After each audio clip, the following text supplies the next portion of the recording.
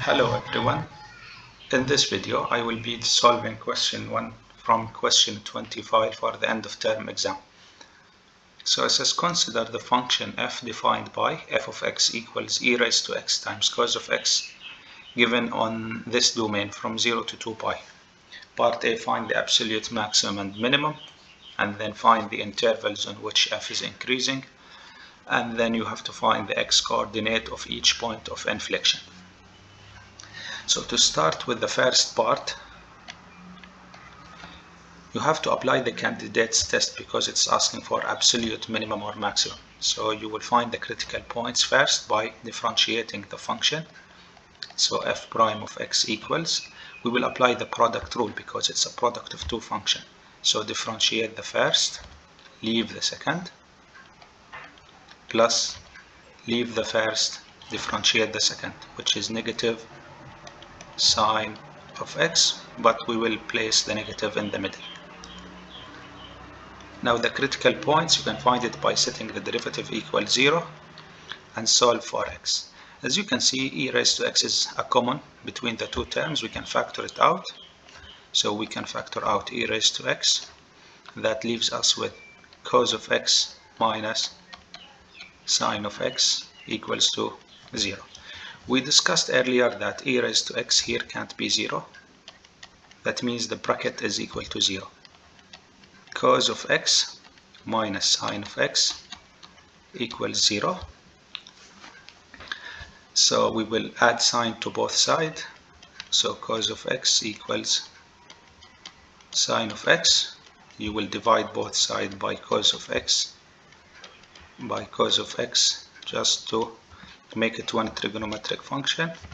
That is tan of x equals 1. To get rid of tan, you have to do tan inverse on both sides. So you can say that x equals tan inverse of 1. So which angle from 0 to 2 pi has a tangent equals 1? It is pi over 4. So x equals pi over 4 because tan is positive in the first quadrant as well as the third quadrant. So you will add 45 degrees to 180 degrees, you will get 225. 225 in radians form, it is 5 pi over 4. So these are the two critical points. After finding the critical points, we are ready to apply the candidates test. You will check for all the candidates, the endpoints and the critical points. So this is pi over 4, this is 5 pi over 4, and this is 2 pi. The first one is an endpoint, then we have a critical point, we have a critical point, we have an endpoint. So you have to check the value of f of x for each of these candidates. This is pi over 4. This is f of 5 pi over 4. Lastly, f of 2 pi. Plug in these four values into f of x to check for the highest and lowest value. This is going to be 1, and this is going to be 1.55. This is going to be negative 35.9, and this is going to be negative 535.491. So you can see that this is the minimum value, this is the maximum value. So we can say that f has an absolute minimum of negative 35.9 at x equals 5 pi over 4. And similarly, you can say that f has an absolute maximum of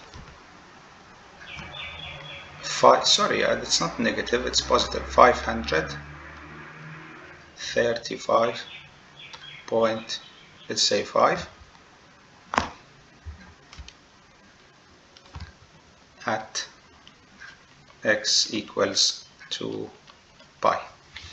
This is part A. We found the absolute maximum and the absolute minimum on this interval. Part B says find the intervals in which f is increasing.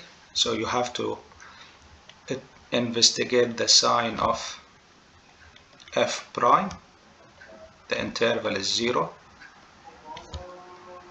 to 2 pi. This is the first critical point, pi over 4.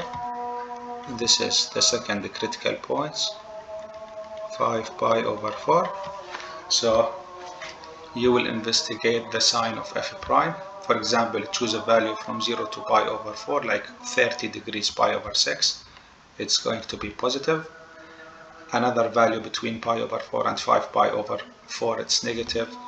And another value for the third interval, it will be positive. Positive means increasing, negative means decreasing, positive means increasing. So the intervals of increasing, the function will be increasing on this interval from 0 to pi over 4 and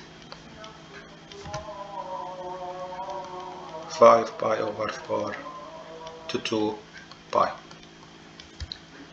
This is part B. Now part C.